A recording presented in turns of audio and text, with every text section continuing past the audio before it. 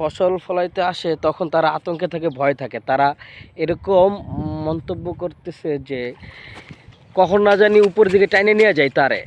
এই তারগুলা হচ্ছে সম্পূর্ণ তামার। এখানে আগে তো অনেক তারে প্লাস্টিক ছিল উপরে দিয়া, তারের উপরে, কিন্তু এখন শুধু তামাটাই এদিক দিয়া নিয়ে গেছে। এখন সবাই ভয় ভীতির মধ্যে থাকে। যখন বৃষ্টি বাদল হয় নিচে, এই যখন চাষাবাদ করতে আসে জমিনে, তখন তাদের একটা ভয় থাকে যে কখন এটার পাওয়ার নাকি এত বেশি, কখন উপরে উঠায় নিয়ে যায়।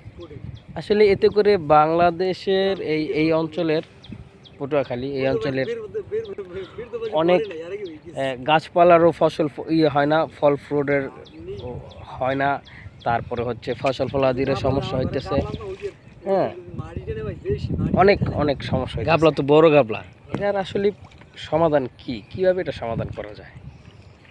এটা কি দেখবে বর্তমান সরকার, এটাকে কিভাবে কি করা যায় দেখবে। দেখার জন্য তো আসলে ভালো দিক কোনটা,